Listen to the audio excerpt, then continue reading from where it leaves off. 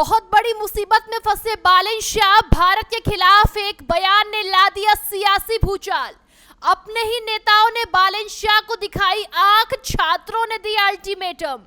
जिस मुद्दे पर सालों से नेपाल राजनीति करता रहा, उसी पर संसद में बोल गए बालन शाह। अब विपक्ष से लेकर सड़क तक उठ रहे सवाल, जेनजी के गुस्से के बाद क्या बढ़ेगी मुश्किल? सियासत में कई बार एक बयान ऐसा निकल जाता है जो सिर्फ विपक्ष को नहीं बल्कि अपने ही लोगों को आपके खिलाफ खड़ा कर देता है।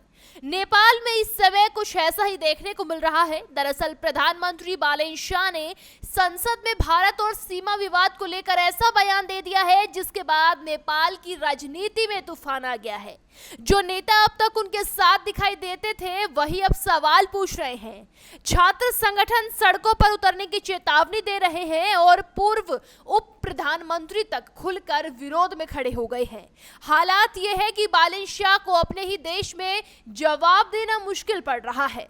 एक बयान ने नेपाल की सत्ता, संसद और सड़क तीनों जगह बहस छेड़ दी है, जिसकी गूंज भारत में भी सुनाई दे रही है, क्योंकि खबर है कि उनके बयान से मोदी सरकार काफी नाराज है और उन्हें जल्द ही जवाब भी दिया जा सकता है। लेकिन ऐसा क्यों हुआ? आखिर ऐसा कौन सा वो बयान है? चलिए आपको इस वीडियो में विस्तार से बताते हैं। दरअसल विवाद तब शुरू हुआ जब बालन शाह ने नेपाल की प्रतिनिधि सभा में कहा कि सीमा विवाद के मुद्दे पर सिर्फ भारत पर आरोप लगाना सही नहीं है और नेपाल ने भी कुछ भारतीय क्षेत्रों पर कब्जा किया है। जैसे ही ये बयान सामने आया, नेपाल की राजनीति में भूचाल आ गया, क्योंकि वर्षों से नेपाल के कई राजनीतिक दल लिम्पियाधाधुरा, लिपुलेख, कालापानी और सुस्था जैसे क्षेत्रों को लेकर भारत के खिलाफ राजनीतिक रुख अपनाते रहे हैं।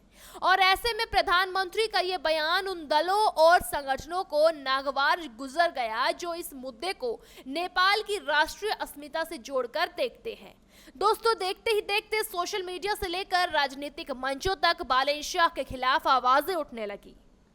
सबसे तीखी प्रतिक्रिया नेपाल के पूर्व उप प्रधानमंत्री नारायण काजी श्रेष्ठ प्रकाश की तरफ से आई है। उन्होंने प्रधानमंत्री के बयान को राष्ट्र विरोधी, गैर जिम्मेदाराना और खतरनाक बताया है। उनका कहना है कि इस बयान ने उन लाखों नेपाली नागरिकों की भावनाओं को आहत किया है जो वर्षों से सीमा विवाद के मुद्दे पर नेपाल के दावे का समर्थन करते रहे। उन्होंने ये भी कहा कि जिस तरह के बयान नेपाल की उस आधिकारिक नीति को कमजोर करते हैं जिसके तहत देश इन क्षेत्रों को अपना हिस्सा मानता है। काजी ने साफ शब्दों में कहा कि प्रधानमंत्री को संसद और जनता से माफी मांगनी चाहिए और इस बयान को संसदीय रिकॉर्ड से हटाया जाना चाहिए। यही वजह है कि अब यह मामला केवल राजनीतिक बयानबाजी तक सीमित नहीं रह गया है बल्कि राष्ट्रीय बहस का मुद्दा बन चुका है। तो दूसरी तरफ छात्र संगठनों ने भी बालन शाह के खिलाफ मोर्चा खोल दिया है। नेपाल के 10 प्रमुख छात्र संगठनों ने संयुक्त बयान जारी कर प्रधानमंत्री की टिप्पणी की कड़ी आलोचना की है।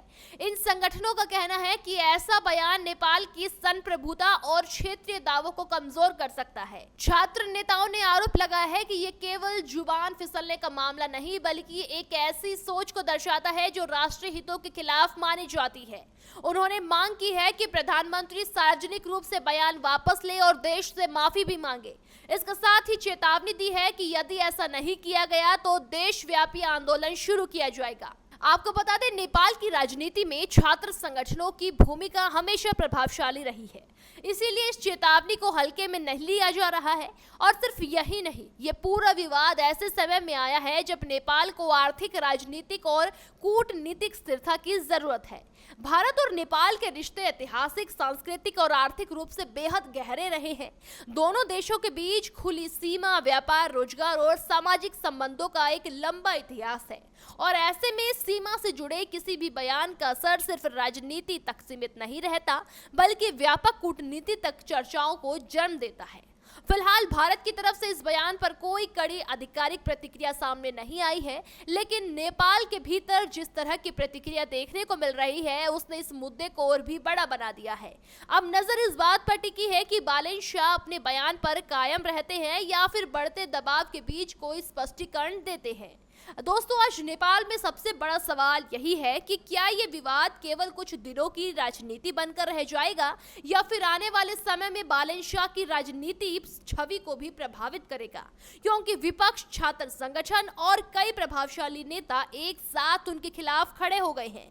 संसद में दिया गया एक बयान अब सियासी संकट का रूप लेता हुआ नजर आ रहा है और यही वजह है कि नेपाल की राजनीति में इस समय हर तरफ एक ही चर्चा है। बालन शाह ने जो कहा, क्या वो सिर्फ एक टिप्पणी थी या फिर ऐसा बयान जिसके लिए उन्होंने अपने ही घर में नई मुश्किलें खड़ी कर दी है? आने वाले दिनों में इसका जवाब नेपाल की राजनीति खुद देगी, लेकिन फिलहाल इतना तय है कि ये विवाद जल्दी शांत होने वाला नहीं है। आपको इस पर क्या कुछ कहना है, हमें कमेंट में जरूर बताएं।